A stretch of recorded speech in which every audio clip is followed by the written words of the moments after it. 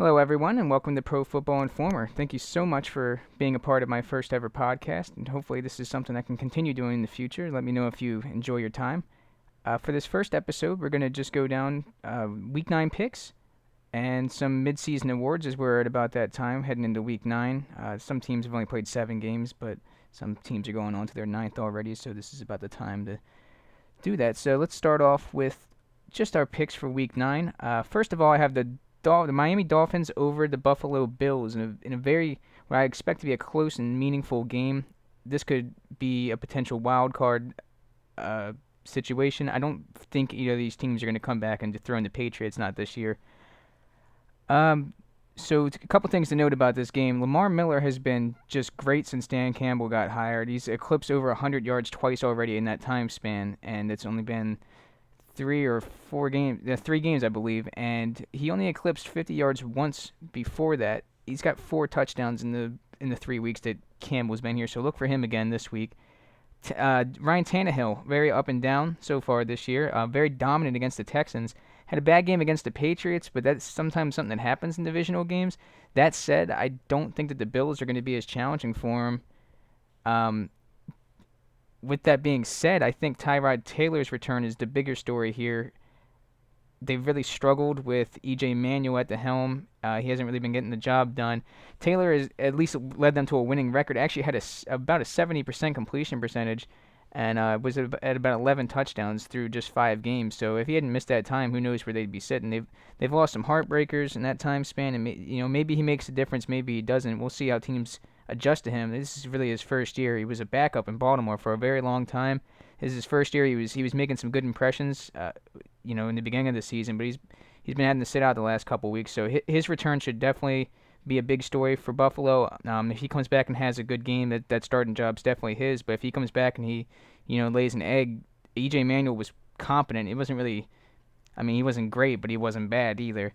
And actually, I heard a stat about Rex Ryan, 1-5 after bye week so far as a head coach. So maybe I don't know if it's just something like a mentality, something he doesn't have his players in the right mindset or something like that. Or maybe it's just just happenstance, but there's something to keep an eye on as well. And which should be a very close divisional game. Divisional games a lot of times very close. These two teams, pretty evenly matched up. I'd say the Bills probably have the better defense, but the Dolphins arguably have a more explosive offense, even with LaShawn McCoy having a solid season for the Bills. Let's move on to the Raiders and the Steelers. I actually have the Raiders beating the Steelers, even though the Steelers are at home. I think this is going to be a shootout. I don't think anybody's really talking about that right now, the potential for this to be a shootout. But when you look at just the numbers straight up, Pittsburgh's 26th against the pass. That's 6th worst in the league, and Oakland's at 31st, second worst in the whole league. That's definitely not good. That said, it's going to be a big passing game, not much in the run game to be expected. Pittsburgh's actually 8th in run defense, very solid, top 10 defense. Even though Latavius Murray's had a good year, I don't know if there's going to be much in the way of running room. Maybe he has a couple big plays as Pittsburgh tries to stop the pass attack of Derek Carr, but I don't see much in the terms of just consistent things going on. Oakland actually has the second-ranked run defense in the whole NFL, and that's going to be even more evident due to the fact that Le'Veon Bell was out with that torn Achilles that he suffered just last week. Very heartbreaking for the Steelers. Right after getting Ben Roethlisberger back, so they looked like they were going to be a complete team ready to compete, but now they got to deal with another injury. It's going to be on the arm of Big Ben. And thankfully, he's got Antonio Brown on his team. Those two, one of the top duos in the whole league. Maybe I'll make a list of just the top quarterback and wide receivers in the whole league, but they've got to be near the top. Antonio Brown, arguably one of the best. Well, he might be the best wide receiver in the NFL. A lot of people considered him that last year.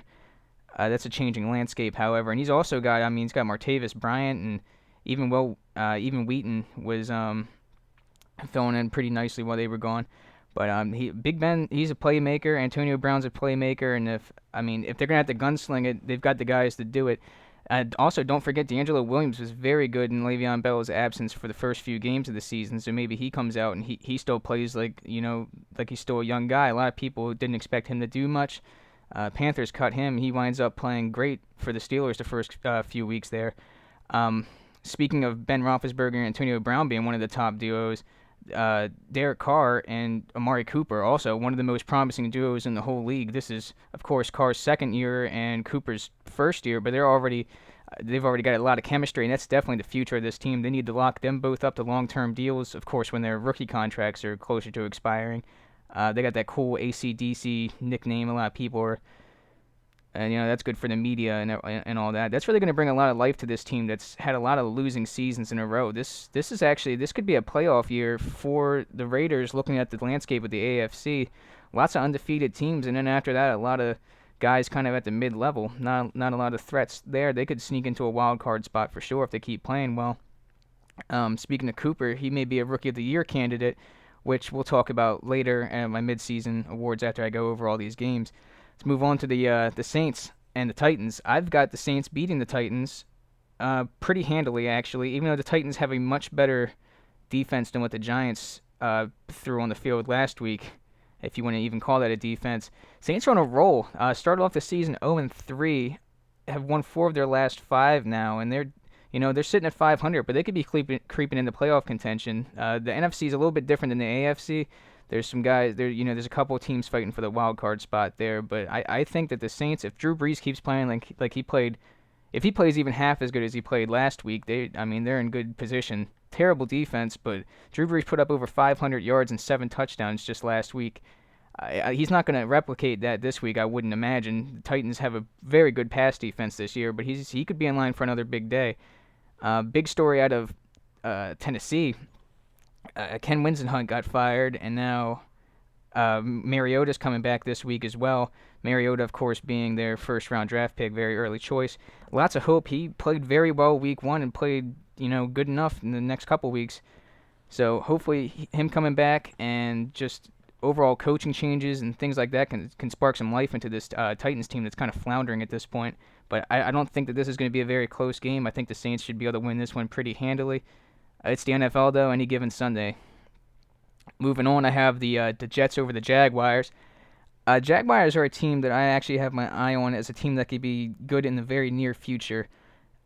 I really like their receiving core. I like Allen Hurns and Allen Robinson very much. And then, of course, they have Julius Thomas there as well. Very good receiving core, decent defense. They have one of the most underrated run defenses, not so much as a pass defense, but there's a lot of potential there. And Blake Bortles, give him some time, give him a better O-line, maybe he can progress better. Right now, I'm watching the games. He's not having time to make his reads, but he can make plays when he's given the chance to. And I really think that this is a team that could be good if they draft and trade and do things just right. They have a lot of potential. That said, the Jets are a potential playoff team this year. I've already talked about the AFC landscape. Jets are one of the few teams that are sitting, right now, if the season ended today, it'd be the Jets and the Raiders as the wild card spots. I think that might change, it might not, who knows. But for right now, the Jets are definitely a potential team, and I don't see the Jaguars as that this year. Jets are also a top 3 defense. That's how they're winning most of their games. And with that said, Blake Bortles has also been turnover prone this year, I believe, at 8 interceptions. A lot of that is just due to them being down pretty often. He's got to try to force some stuff. And like I say, he doesn't have the O-line, but the Jets are top 3 defense. I wouldn't be surprised to see some defensive scoring, maybe a pick 6 or a fumble recovery touchdown. The Jets, I think, are just a better team all around. They had a tough loss to the Raiders where they didn't look great last week, but I really think that they turn it around this week. Moving on to the Patriots over the Redskins. I think that this is an easy one for the week. The Redskins have shown a lot of flashes of life, and also some low points this year. It's probably a hard year to be a Redskins fan, but there's a lot to be excited for. Particularly Kirk Cousins screaming "You like that" at the end of games. I really hope that that's something that continues on in the future. That really gets you hyped. That said, Patriots just too good. They're not going to lose to this team. For a lot of teams, this could probably be a trap game, but I think that Bill Belichick and Tom Brady, they just they're not the kind of guys that are going to let emotions cloud their judgment here. They're going to play how they should play against a team that's inferior to them. Tom Brady is, of course, the leading candidate, probably unanimous just about MVP candidate. and he's got a top option in Rob Gronkowski, who was the top receiving anybody. He had the most receiving touchdowns of anybody in the NFL before Thursday night, which might as well just be rephrased as the Tyler Eifert show. 3 touchdowns in one game puts him at 9. Gronkowski sitting at 7. Maybe he catches up to that this next game, but actually Redskins have been pretty stout against tight ends this year so far, so maybe that's some silver lining for them. And also, every Patriots victory has been a complete shutout. I mean, a blowout, not a shutout. Sorry. Except for the Jets and the Steelers games have been close, but I don't think that this game's going to be close. I think that this is going to be another blowout, and it's probably just honestly not going to be a very entertaining game to watch. Not a good one to watch for Redskins fans, but at this point, Redskins are a rebuilding team. They've got some pieces in place. There's going to be some positives to find in this. I don't see the score being a very close score, unfortunately for them. Moving on, we have the Vikings over the Rams. I have the Vikings, to me, look like a playoff team. I thought that in the beginning of the year. I thought that Bridgewater would make another step. He's still just kind of been a game manager so far this year, which is fine if that's all they need. They've got one of the top running backs in the whole NFL on their team and pretty solid defense. So, I mean, he's been doing enough. They're sitting at, 5-2. Looked very bad week 1 against the 49ers, who everybody kind of knew was going to be a dumpster fire of a team. But after that, they've been very solid. Right now, speaking of Adrian Peterson, he's only 19 yards shy of the pace he had for his 2,000-yard season. That season, of course, he kind of turned it up as the season went on, and maybe he's not going to replicate that this year, but it just goes to show he's on pace for another great season. He's getting up there in age as far as running backs go, but he hasn't shown any signs of slowing down to this point. It's a very steep decline for most running backs, unfortunately. It's just being a workhorse like he is, but as of right now, he still looks very fresh, very young. Even after that torn ACL a couple years ago. On the other side, the big story, of course, of the year is Todd Gurley. He's the first rookie in NFL history to run for over 125 yards in 3 straight games, getting a lot of comparisons to Adrian Peterson, actually. And Peterson's, been pretty happy about that, actually. He says there's no shame in anything like that. Todd Gurley, one of the leading offensive rookie of the year candidates this year. So there should be plenty of running, plenty of big plays. Both these guys are big play guy, both of them the kind of guy they get their hands on the ball, and just any play can be a touchdown. The speed and the strength that these guys have, they're just unreal athletes. I think Todd Gurley is going to be one of the greatest backs in the league over the next few years. He's shown a lot he's just been dominant since he made his debut, and I think he's going to be very exciting to watch. And of course, Adrian Peterson, as I mentioned, has not begun to slow down quite yet. Also, another story, 5th rounder, Stephen Diggs has actually been one of the best wide receivers in the whole NFL since he made his debut 4 games ago. Every game, 6+ catches, 85+ yards, two games over 100, I believe, and I think another one where he was above 95. So, I mean, he's lighting up the stat sheet.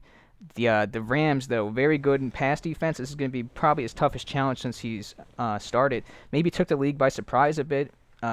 People are going to be adjusting to him more, but I mean, he's just shown great hands, great speed, great route running. If he can keep up this pace, he's just been a game changer, and it's going to be interesting to see, how he continues to play throughout the year. But I have the Vikings over the Rams. Should be a pretty close game. Rams have a good enough defense to keep them in it. Actually, they should have a chance to win this. Nick Foles, not putting up the numbers people were hoping, but I mean, he's working with a receiving core where the main option is Tavon Austin, who's kind of a banger bust kind of guy. So that's another thing. Tavon Austin, if he has a big game, either one of these teams could win the game. Both these guys have playmakers. Should be a pretty entertaining game, actually. For some reason, Rams don't get a lot of publicity. They've been playing well. They're second in the NFC, West, tied with the Seahawks, and they beat the Seahawks. I don't know why they're not getting the press. I guess maybe they don't have. I mean, now they're starting to with Gurley, but I guess before that they just didn't have the big name guys or whatever. But they're definitely a team to watch out for. That should be one of the more entertaining games of the week. Moving on, Packers versus Panthers. And a team that was undefeated versus a team that is undefeated. A lot of people taking the Panthers here. I'm taking the Packers. And the reason for that is just Aaron Rodgers, pretty much straight up. He's coming off the worst game of his career, 77 pass yards, the least he's had in a game in his whole career since he took over the starting job, unless there's been games where he came out injured. But this is the first full game where he's been under 100 yards. And, I mean, normally this is a guy you can expect to be around 300 yards, multiple touchdowns, just a complete non-factor against the Broncos last week. He's a guy who also hasn't lost consecutive games in the same season since 2010. So, I mean, I don't see that. I don't see him. I don't see that changing this week. Cam Newton has played well. He's brought his team to a 7-0 start, which is great, especially when you talk about the fact that he does not have his top wide receiver. Pretty much has no wide receiver. His top receiver, I believe, right now is Ted Ginn, and that's even arguable because their depth chart is just a mess at that position. Does have a very good tight end in Greg Olsen. Solid running back Jonathan Stewart got off to a slow start. Has been playing well since then. But, I mean, Cam Newton's pretty much been the whole offense. That said, the MVP talk is kind of ridiculous, and I'm going to talk more about that later, but I just want to shut that down now while I'm on the subject. Panthers have one of the best defenses in the NFL, which is pretty much why they're 7-0. And, I mean, Cam Newton's made the big plays, and he deserves the praise for that. He's running around. He is the whole offense, like I said, but the defense is keeping them in games. Their stats show them as a middle-of-the-pack kind of defense, but anybody that's watching this team can see that they're pretty special. Josh Norman specifically is a potential defensive MVP, and I think Luke Kuechly, even though he missed some time, I think he's the best middle linebacker in the entire league. More on both of them later. Packers have an underrated pass defense, and it's going to be, like I said, it's going to be up to Cam Newton. Clay Matthews, I mean, if the Packers are smart, they're going to have Clay Matthews spying on Cam Newton. You got to limit the amount of rush yards this guy can get and make him beat you with his arm, and I don't think, I don't see the Packers letting these receivers beat them deep or even on a consistent basis. I think the Packers are going to win this one. I think it's going to be low scoring. Like I said, very good defense. I can see guy like Josh Norman keeping him in the game, maybe a big interception, things like that. I think it's going to be low scoring, but I think at the end of the day, the Packers are going to be able to pull this one out. Moving on to one that's not going to be close, nor low. Well, that one will be close, but moving to one that's not going to be low scoring is the Falcons. I have them just obliterating the 49ers. This is one of the most. This and the Patriots game are the most sure games for me this week. The Falcons started off very hot, 6-0, lost their last two though. But I think this is a perfect team to bounce back from. The 49ers are giving Blaine Gabbert the start, and he has lost his last 10 in a row and really hasn't shown any potential to. I mean, he was once pretty highly touted when he was on the Jaguars, but I mean, he's shown pretty much nothing. Maybe, like I said, Jaguars, not a great offensive line, not even a good one, but I'm not seeing how Blaine Gabbert's going to be the answer to their solutions. I don't think that benching Colin Kaepernick was really what's going to help this team win. A lot of people have different opinions on that. I guess we'll see this week. They said that they wanted to wait to start Blaine Gabbert against a weak Falcons defense, and that's billboard material. I think that was a huge mistake. I think the Falcons defense really steps up in this one. Not to mention their offense, which should definitely be able to step up. Freeman leading running backs in yards, and he has 9 rushing touchdowns. Second place, not even close, sitting at 5. Plus, he has another receiving touchdown. And they use him in the pass game. I mean, he's leading pretty much everything. The only thing he's not leading in is average, which is going to Todd Gurley. So if you take him out of the equation, I mean, Freeman's just having a fantastic year, just out of nowhere, pretty much. There were some small talks about this guy, but I don't even believe that he was supposed to be the leading back in the beginning of this season. So he's just had a huge year.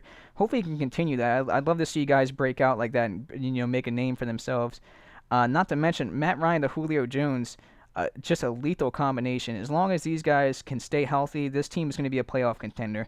Right now, Julio Jones is pretty much the only threat that this team has. They used to have, Gonzalez. They still have Roddy White. He's very much aged. They're not using him in the same way that they used to. There was a time in the year where he was kind of complaining about it, not getting enough catches, and they've just been using him to block. He's probably near the end of his career. And they're going to need to get some more guys to power up that offense, but they've been doing a great job of rebuilding that defense. Like I said, I think that the 49ers should, calling them out like that was just a bad mistake. That one has the potential to get ugly. We're going to move on to the Giants over Tampa Bay. This is going to be another day for just completely embarrassing day for defense. It's a sad day for defense in the NFL when you think about the fact that just, 14, 15 years ago, the 2000 Ravens defense is over there making history. And even as soon as 2-3 years ago, even last year, you could count the Seahawks defense was so dominant. The idea of defense winning championships was still alive and well. But you see so many games like the game last week, the Saints Giants game, 13 total touchdowns. Just passing touchdowns, over 1,000 yards, just absolutely nobody on the field. I think it's gonna be a similar day to that for the Giants this week, but not quite to that extent. I think it's actually going to be a pretty close game. Um, Last week, Eli Manning had 300 yards and 6 touchdowns and lost. Like that's gotta be deflating. Like in any other week, that's a win. But I mean, Drew Brees just outplayed him, and nobody's defense showed up. Giants defense just completely awful. Last place in passing, not good at stopping the run. The worst stat of all. They have 9 sacks on the entire year. I wish I could say that there was a player that had that by himself, but there's nobody quite that far. But J.J. Watt, Chandler Jones, and Carlos Dunlap all have 8.5. So the Giants have a half a sack more than the three leading sackers in the league. Tampa Bay's defense isn't even much better. They're both tied for third place, giving up 17 passing touchdowns. That's just terrible. 17 passing touchdowns. That's 2 a game. That's definitely not a good average to have. Tampa Bay's defense also, on top of giving up 17 passing touchdowns, only has picked off 4 passes. 4 interceptions to 17 touchdowns. That would be good if you're like the quarterback. People would see those stats and they would say you're having a great year. That is terrible for a single defense. The Giants have 13 interceptions, which is actually the exact opposite. They are tied for first place. Tampa Bay is only better than a handful of teams that have 3 interceptions, but that's just bottom tier. That's terrible. And the Giants, of course, at the other end of that spectrum, I guess they're making plays and they're giving them up. Just bang or bust for them. What this is going to come down to is just which offense can score more and more consistently. I think although the Giants don't have a run game and Doug Martin is looking for his third straight 100-yard rushing game, I think that the Giants clearly have the better quarterback, at least at this point in his career. Eli Manning, very underrated, 2 Super Bowl wins. Jameis Winston's still a rookie. I think he's going to make more mistakes, and I think Eli's going to put up big numbers and pull out the win here. Moving on from that, we're going to go to the Broncos beating the Colts. I think Peyton Manning is going to break 2 more Favre's records. With a win, he'll get to win number 187, and that will break the tie that he currently has with Brett Favre. That's a win. But pretty much both of these records are guaranteed throughout the season. But I would really love to see him do it in Indianapolis. Not a huge Broncos fans to be honest with you, but I'm just a fan of great players, and Peyton Manning deserves everything he's getting. He's put in the work, and to be able to do it in Indianapolis, where he was drafted and played for so long, would be great. He needs 284 yards, which is definitely not a given for him this year. Last week he put up about 300, but I think the Colts defense isn't doing anything special, and I think it's just a great story. I would love to see Peyton Manning hit both those milestones, and I truly believe that he does. And on top of that, I think Andrew Luck is going to continue to struggle. This is the top defense in the NFL, and T.Y. Hilton is more than likely to be out of this game. So without his top receiving threat, he's going to have Dante Moncrief, who's going to get completely shut down by Aqib Talib, who, another defensive MVP candidate. It's kind of cool to see cornerbacks as candidates, but more on that later as well. Despite the fact that Peyton Manning might have the weakest arm in the entire league, and it becomes more and more evident every time you watch him play, he just has no zip on the ball. He's still reading the defense better than anyone. I think that's enough to get the job done. On top of that, the defense for the Broncos, is just winning games for them. Peyton Manning only has 7 touchdowns on the year, and he has 11 interceptions. That's second place in the league. Just bad stats, but they're undefeated. He's getting it done when they need to. The run game has been better the last couple weeks, but before that has been completely non-existent until they needed it to be. They're able to run the clock out late in games and just make it happen. defense is setting them up, and the offense is doing just enough to win games, and that's kind of been their MO this year. And you know what? It's working for them. You can't argue with the success that they've had. Um, I also have the Cowboys over the Eagles. I don't think either of these teams are going to the playoffs. Both of them are experiencing different seasons, disappointing seasons, sorry, for completely different reasons. The Cowboys, just injuries just plague them. When you lose your top wide receiver and your franchise quarterback in the same year at the same time, it's very hard to overcome that. Right now, they're working with Brandon Weeden, or it's just by committee at this point. They don't even know who to put back there. Fortunately for them, Des Bryant is back. He had no impact last week. Just completely shut down by Richard Sherman. Maybe even rushed back just to try to hold on to their playoff hopes. The NFC East very still open. No team wants to run away with it. But I think it's going to go to the Giants this year, or maybe even the Redskins with the comeback. But I think that over the Cowboys or the Eagles. By the time Tony Romo comes back, it's going to be too late. And the Eagles are just a disappointing year for them. I don't think that they had all these ambitions. Chip Kelly did all these moves, and if they had worked out, he'd probably be winning Coach of the Year. But right now, he might be on the hot seat. Philadelphia fans are notorious for trying to run coaches out when they don't win the big one. But when you don't even make it to the playoffs, that's of course even worse. I expect Des Bryant to have a big impact this week. Richard Sherman's not going to be out there, and he's going to be hungry for more. Des Bryant's a big time competitor. He's mad at himself for that bad game. And I think he's going to be a difference maker. I think he gets a couple big plays. I don't know how great of a game this is going to be. It's probably going to be a close one, but I've got the Cowboys at home winning over the Eagles, and what's going to be potentially a pretty important game as far as, like I said, the NFC is still wide open. Maybe one of these teams sneaks it through, but this is a big game for both of them. And then finally, Monday night, we've got the battle of the quarterbacks with the two most punchable faces in the NFL. Just my opinion, Phillip Rivers and Jay Cutler. I think the Chargers are going to win this one, and I think they're going to win it pretty handily. Phillip Rivers right now is on pace for 5,500 yards, 5,505 to be exact, which would be an NFL record. The only guy doing better than that right now is, of course, leading MVP candidate Tom Brady, who is only at 5,508. So 3 yards, something's telling me that's going to change, over the course of the next 8 games. Phillip Rivers also leads the NFL in pass yards right now. He's played one more game than Brady, and completion percentage for quarterbacks with 150 attempts or more. But more on that later as I get to the midseason awards right after this. The thing with Rivers, despite all those great numbers, a lot of their games have been shootouts, and that's where a lot of those numbers are coming from. I think he has I don't think he has a game like that this week. I think he has a much more pedestrian game. Still not bad. Somewhere around 250 yards, maybe a couple touchdowns. He's still going to have a good game. He's not going to put up over 300, I don't believe, against the Bears. I don't think the Bears are going to be able to keep pace. They finally have Alshon Jeffrey back, and he seems to be fully healthy. He's playing well since he's been back. But now Matt Forte is out.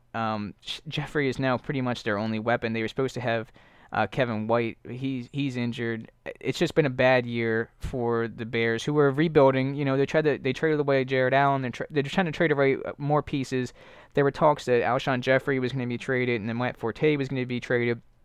None of that went through, but it's very clear to see that this team's in a rebuilding phase. I think that's going to be evident on Monday night, despite Jay Cutler having a very good Monday Night Football record that I can't remember off the top of my head. But I think that his record takes one more loss this week, and I think the Chargers bounce back on what's been a pretty disappointing season for them, despite the fact that Phillip Rivers and Danny Woodhead playing very well. Just lots of injuries for that team, unfortunately. They have the potential to bounce back next year. They're probably not a playoff team this year. Anything can happen. You can win out, and but I don't see that happening with this Chargers team. And I think they get their third win of the year, but that's not saying much. I don't think the Bears are a very impressive team this year. With Forte back, it's a much closer game, but right now with Forte likely out, he's not officially been ruled out, but it's very unlikely that he plays this game. I literally cannot imagine that. This is the Chargers game to win. All right, moving on. We're going to go to the midseason awards now. First off, MVP, probably the easiest one to decide. Tom Brady, a lot of people aren't going to like that. A lot of people really hate on the Patriots. But the fact of the matter is he's leading the league in yards per game and touchdowns. He's got 20 touchdowns to 1 interception. Just absolutely crazy numbers, you know. He's third place in completion percentage for people over 150 attempts. And he's got the top quarterback rating. This guy's undefeated with wide receivers. His top receiver is Julian Edelman, maybe Brandon LaFell. None of these guys, I mean, Edelman maybe would be a good slot receiver on another team. I don't think LaFell makes a lot of other teams, and I don't think he plays well on many other teams. He's not working with a lot. He's got, one of the top, if not the very top tight ends in the league, and that's what he's working with. And he's undefeated with that, and he's been so great with that. It's hard to take anything away from this guy and say that anybody else deserves it. Now, if we're talking second place, like I said, some people are saying Cam Newton. The thing is, this guy, he's passing for about 217 yards a game. He's got a quarterback rating in the 70s. He's got 15 touchdowns. 4 of them are rushing, so he's got 11 passing touchdowns to 8 interceptions. Very similar numbers to Colin Kaepernick, who just got benched. The difference being their records. Cam Newton's 7-0, and Kaepernick's got a losing record. Kaepernick is benched, and everybody's saying that Cam Newton is, potential MVP. That said, Cam Newton has come up in the clutch, has won games for his team. Last-second drives, last-second passes to Greg Olsen in the back of the end zone, stuff like that against Seattle. He's had a very impressive season. I don't think he's had an MVP season. My second place is Phillip Rivers. That's my runner-up. He's 0.2 yards behind Brady in yards per game. That's going to change. They're going to flip-flop. Somebody's going to have a bad game. Maybe neither of these guys wind up leading the league, and I'll talk a little bit about that in a second. First place in completion percentage, he's at about 70, and he's behind only Brady, and Carson Palmer actually is tied with Brady for first with touchdowns with 20. Phillip Rivers at 18. Now, Drew Brees is my dark horse. Former teammate of Phillip Rivers. The Chargers decided to go with Rivers, traded Drew Brees, who went on to win a Super Bowl with New Orleans. It was a big story at the time. Both of them have had successful careers, so I don't think that you can really say that they regret the trade. He's got over 300 passing yards in 5 of his 7 games that he's played, and in the other 2, he's not slacking. He's got over 250 in both of those. He just threw for over 500 yards and 7 touchdowns last week. The guy... he's won 4 of his last 5 games. That's another thing that goes into the MVP thing. As much as they want to say that it's about numbers and who's playing better, Phillip Rivers is 2-5 right now. Drew Brees is 4-4. If one of them, if it comes down to it and numbers are close enough, it's going to go down to record. If you're winning your team games, that's going to be. I mean, that's what's most important in the NFL. So of course, Phillip Rivers is going to have a very hard time winning MVP if his team is one of the worst teams in the league. And just want to do a quick a shout out to a guy who's not going to get much love for it because this is pretty much a quarterback competition. MVP. It has been. Adrian Peterson won a few years ago, but most of the time it's just a quarterback competition. But shout out to Devontae Freeman. Clearly been the top running back in football. I mentioned him earlier. Just kind of came out of nowhere. Not a lot of guys saw this guy coming. It just had a fantastic season. Really deserves some love. He's probably not going to get it, especially if he continues to play at this level. He's going to get snubbed. There's going to be certain people that bring up his name, but I think for the most part, it's going to be... I can't see anybody but Tom Brady winning unless he really starts to regress. Moving on to defensive MVP, there's a couple choices for this. I'm going to go straight out and say that my choice is Josh Norman. I've watched a lot of games. I've watched how this guy plays. He's got... the second most interceptions in the league. He's got 4. Charles Woodson has more, actually, which is a great story that he's playing that great at safety at such an older age. He also, but the thing that makes, I'll move on to that in a second. One of the things, Josh Norman, when quarterbacks throw towards him, they have a 25 quarterback rating. That is just completely, that's about as low as it can get. 25 quarterback rating. He had an interview where he was talking about he feels left out because, quarterbacks aren't throwing towards him. Quarterbacks don't want to throw towards this guy. This is like Darrelle Revis a few years ago. People are just completely staying away from this guy, completely shut down. Has been the best corner in the NFL, in my opinion.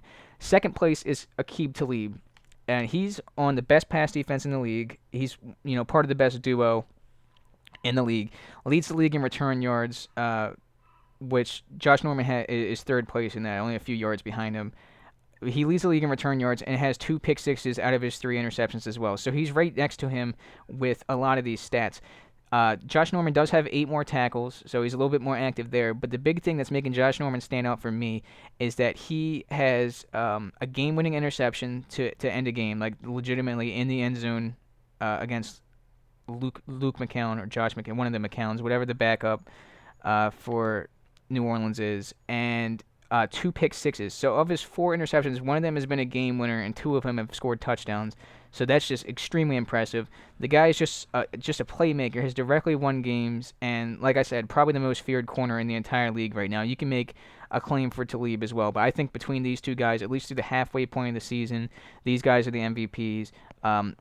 J.J. Watt, I guess, is another name you want to throw in there. He's always had his name in there. Another great season for him, leading the league in sacks right now with 40 tackles as well, which is just dominant from his position. But I think, like I said, I think it's Norman and then Talib and then maybe J.J. Watt after that. Moving on to offensive rookie of the year. This one comes down to me. It comes down to Cooper versus Gurley at the end of the year. With Stephon Diggs is creeping in right now. Todd Gurley is getting comparisons to Adrian Peterson, as I mentioned earlier. 3 straight games over 125 yards. Makes big plays pretty much anytime this guy touches the ball. He could break one off for 70 yards. This guy just so fast, just a complete playmaker.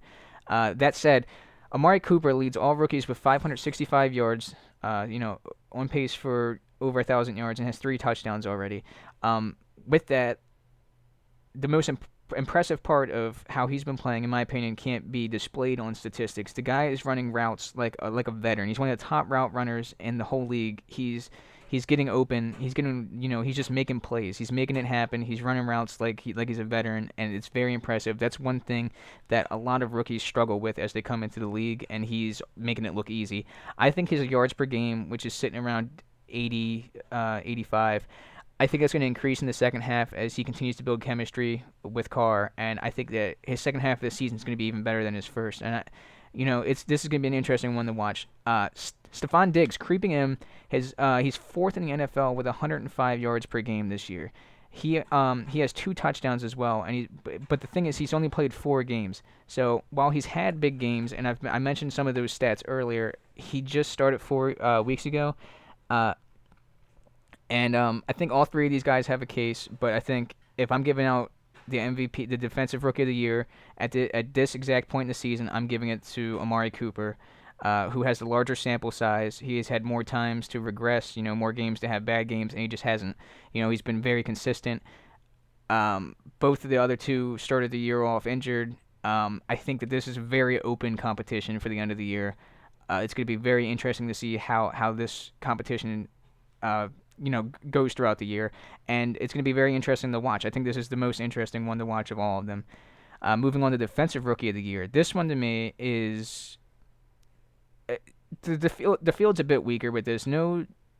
Nobody has made headlines like Gurley, like Cooper, like Diggs, but Marcus Peters and Leonard Williams have been playing like veterans. Like they've stepped up. And they look like they're on their second contract. They look like they're in their 5th year, and they're just, they're like franchise players now. Leonard Williams has been a complete stud at stopping the run. It's very hard to analyze stats from that position, but if you watch the guy play, like I said, he's playing like a veteran. A little bit easier to analyze stats for cornerbacks, which is what Marcus Peters is. Top corner on that team. He's just completely shutting people down. He's playing like a lockdown cornerback in his first year. You do not see that. He plays very physical. 3 interceptions and multiple pass breakups already. He's just he's shutting down people. He looks like he's going to be a Pro Bowler, maybe not this year, but I think he's a future multi-time Pro Bowler, and I think he's going to be just an impact player for many years, and he's going to get my vote here. Leonard Williams, though, like I said, has played very well as well. Coach of the Year, this is going to be a hard one to determine.